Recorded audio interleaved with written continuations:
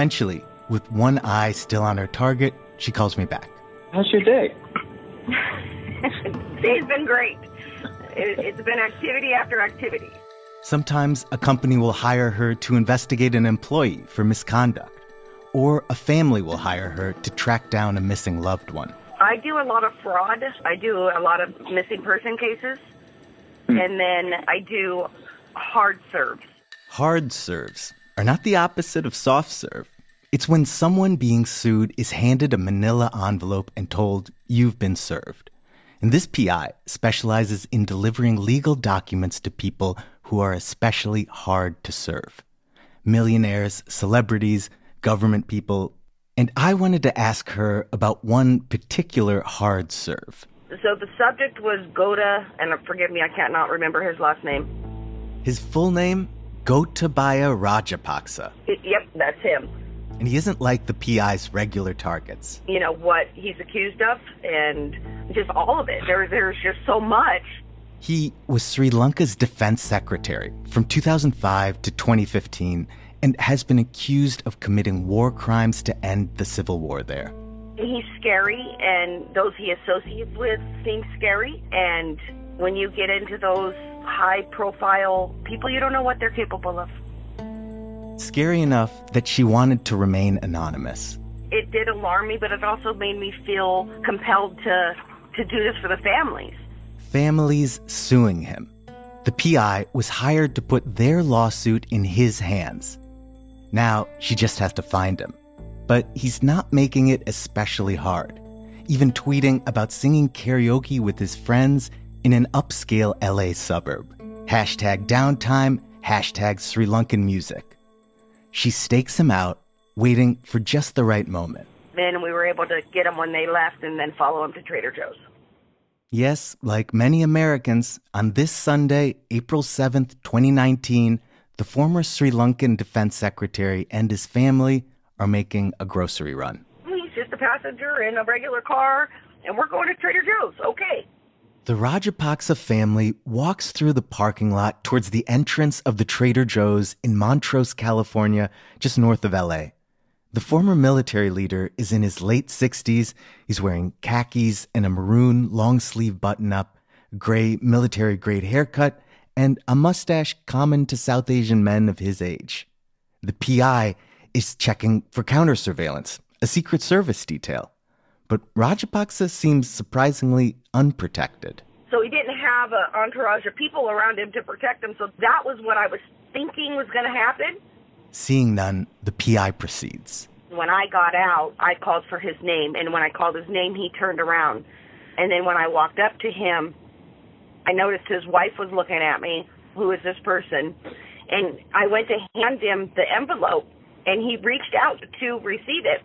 And as soon as I said, you've been served, he quickly pulled his hand behind his back.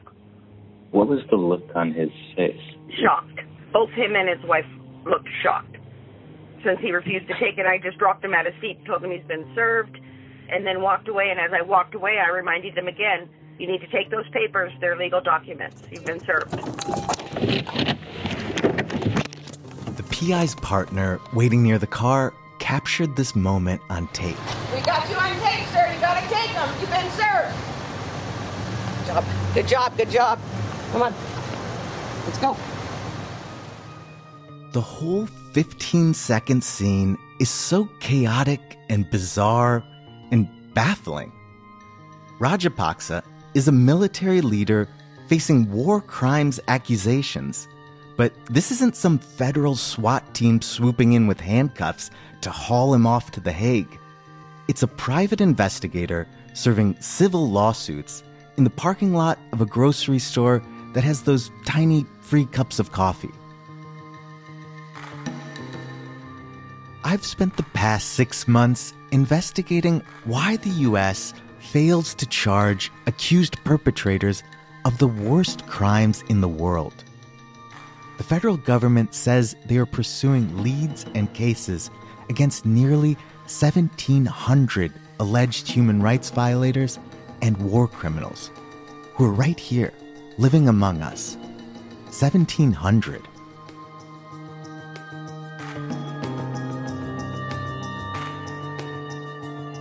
Reveal has filed FOIAs. Our lawyers have sued for government records. We've talked with ambassadors, federal prosecutors, federal historians, and, of course, the victims of atrocities themselves, to understand why they almost never see justice. Today on the show, why are alleged war criminals and human rights violators almost never criminally charged in the U.S.?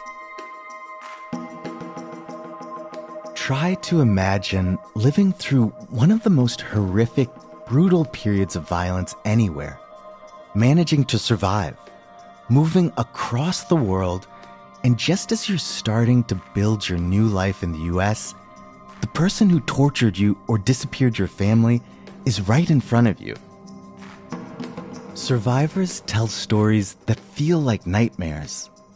A Guatemalan woman seeing the militia leader she believes disappeared her father and uncle, right there, in line behind her at a Walgreens in Providence, Rhode Island. A Somali man who stops at his local coffee shop in Alexandria, Virginia, only to spot the warlord who he says killed his family. An Ethiopian woman in Atlanta who catches a glimpse of her torturer as he steps into an elevator in a hotel lobby. And in that Trader Joe's parking lot in Montrose, there was Gotabaya Rajapaksa, a Sri Lankan man who human rights groups accuse of ordering torture, white van abductions, disappearances, and overseeing the Sri Lankan armed forces as they shelled civilian areas, resulting in the deaths of tens of thousands.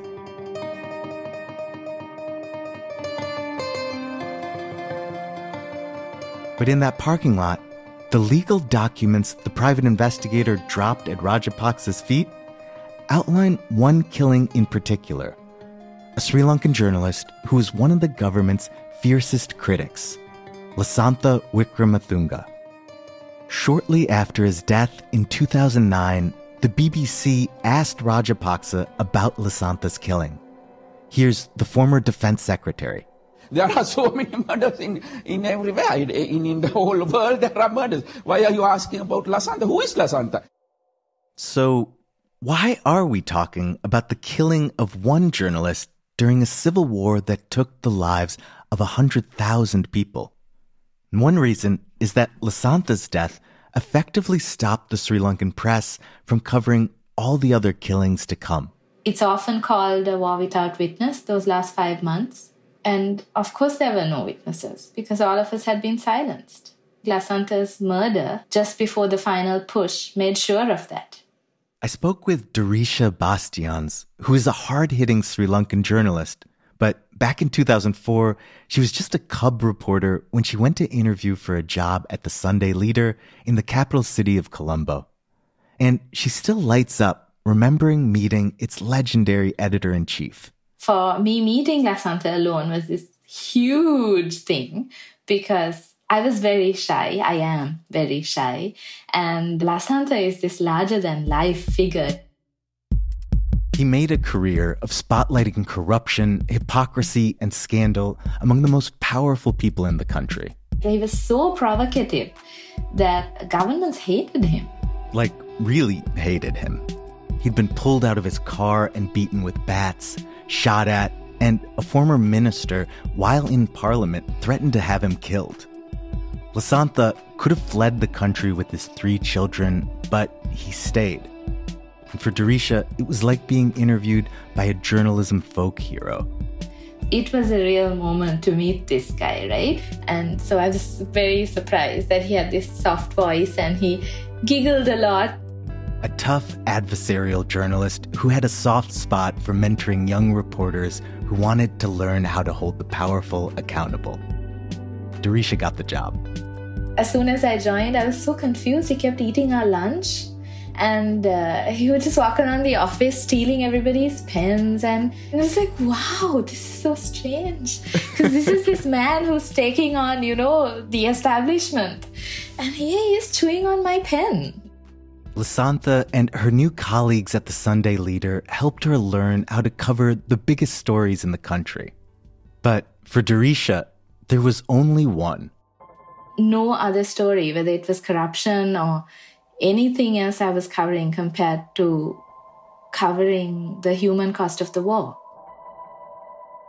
When you talk to people, when you see people, it's like the Civil War was written on their faces. You know, the story of our war was written all over these people's faces. The story begins in 1983. The mobs were coming out. They started attacking anything and everything they saw, which were Tamil. There had been plenty of riots before, but this was different. A state-sponsored pogrom.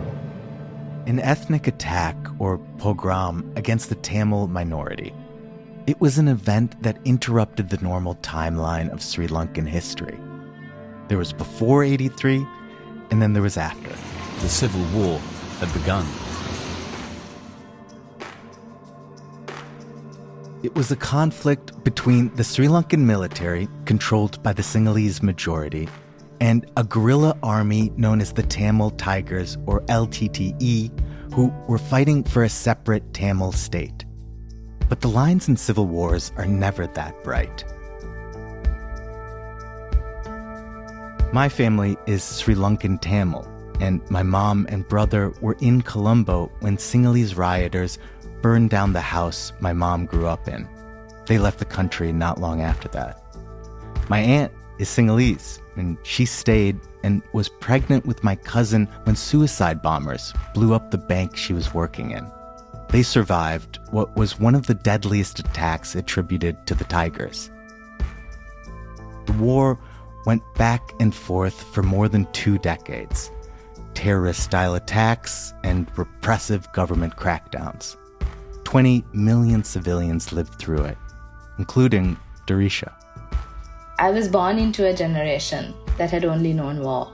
My generation didn't know a country, a Sri Lanka, that was not at war. Some of the island's best coverage of the war came from Lasantha's paper, critical of the Tigers and the Sri Lankan government.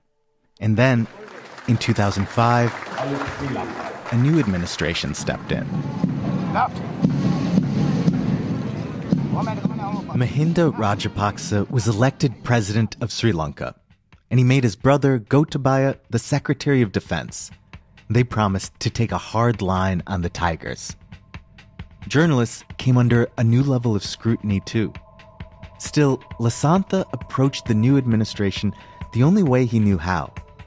In 2007, his paper published an investigative series alleging Gotabaya Rajapaksa bought expired fighter planes at an inflated price. And the defense secretary responded by suing Lasantha.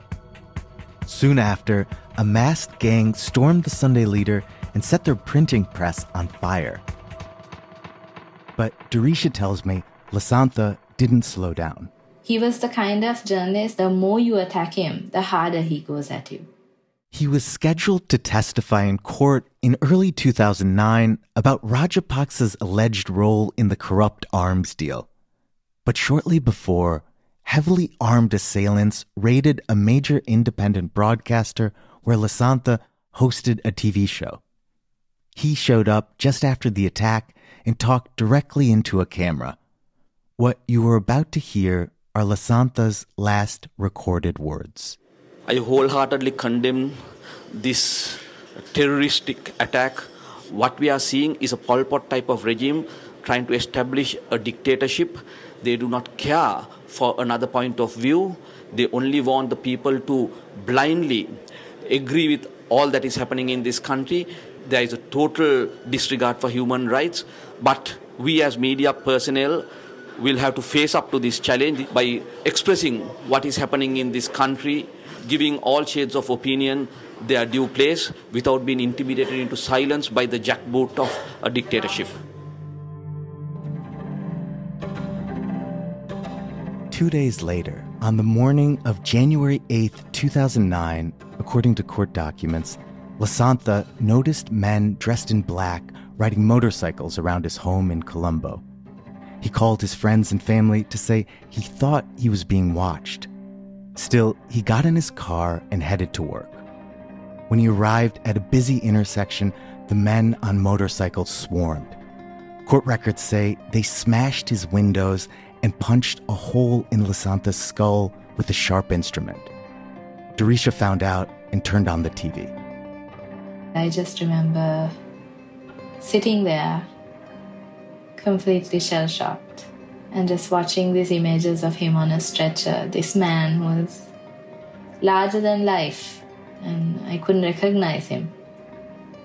I think I was too shocked or scared or horrified to even cry, and about 15 minutes later, I got another text saying he didn't survive.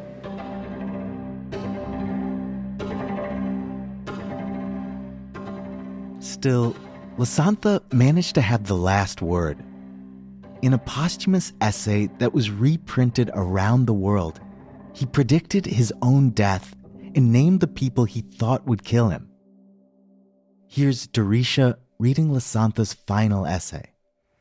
I hope my assassination will be seen not as a defeat of freedom, but an inspiration for those who survived to step up their efforts. Indeed, I hope that it will galvanize forces that will usher in a new era of human liberty in our beloved motherland. I also hope it will open the eyes of your president to the fact that however many are slaughtered in the name of patriotism, the human spirit will endure and flourish. Not all the Rajapaksas combined can kill that. Thousands of mourners filled the streets. They demanded that the killers be held accountable.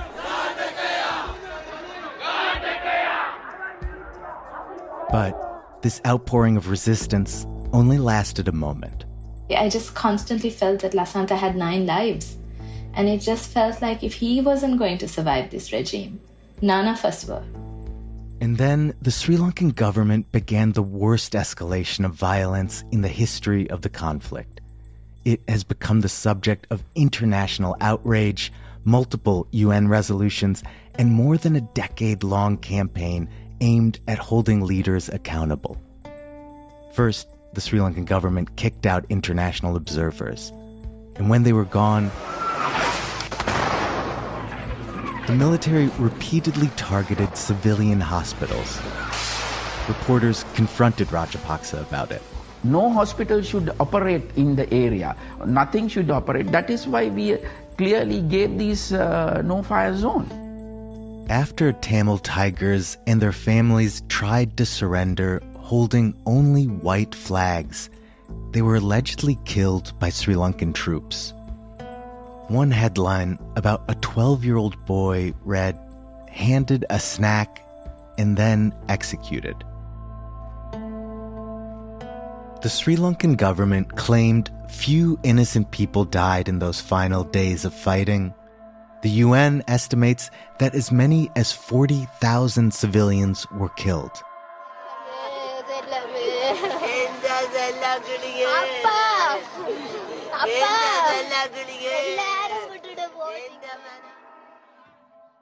At the end of the war, most of the surviving Tamil population was herded onto a beach the size of Central Park. They carried the only things they had left. One man had a plastic bag with his child's body in it. Rajapaksa was the Secretary of Defense who oversaw this campaign. And even after the war, Tamils kept disappearing. A BBC reporter asked him why. These are wrong allegations. They're not wrong allegations because I've met the victims. Don't get angry. Usually I get angry, so you don't get angry. Okay? I'm the Secretary of Defense. Take the word from me. To the people on their side, they were war heroes, and allegations of war crimes had made no progress in Sri Lankan courts. For people who believed Rajapaksa was responsible for war crimes, they had one last hope: the U.S. courts. Rajapaksa was a U.S. citizen. Before the war, his family had settled here. The U.S. was home. And after the war, he came back often. Here he is in 2019 singing karaoke with his friends in Southern California.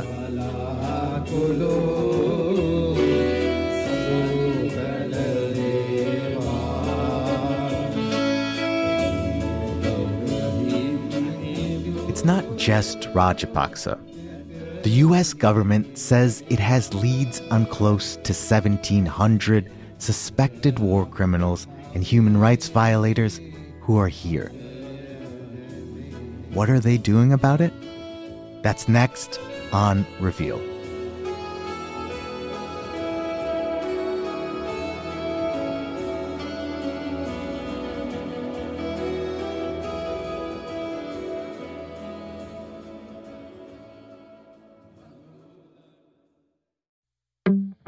Hi, I'm reporter Ana Yancy Diaz-Cortez.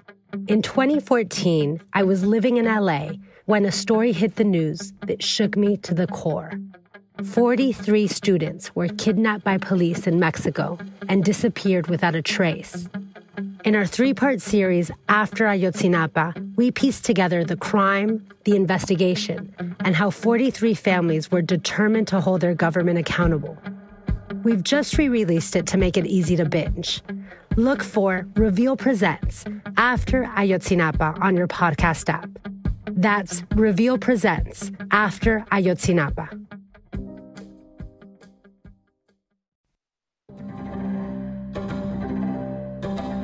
From the Center for Investigative Reporting and PRX, this is Reveal.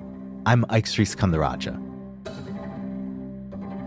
Just this month, atrocities in Ukraine have triggered new allegations of war crimes.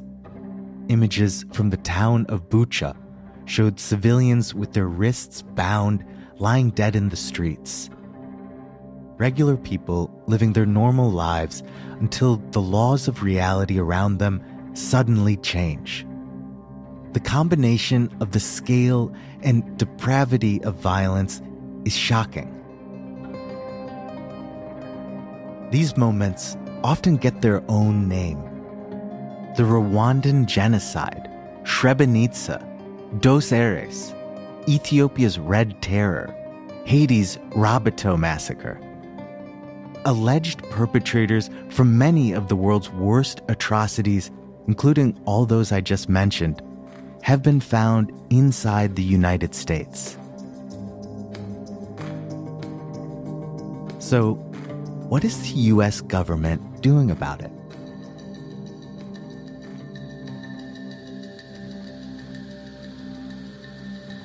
Americans first demanded a solution to this problem after World War II. The United States is currently a haven for hundreds of war criminals. Scores of Nazi persecutors entered the U.S. You were a propagandist for the Nazis. Then you became an informer for the U.S. Army. Yes. Intelligence. Yes. For decades, they lived untouched by the United States government, even though there was evidence available against them.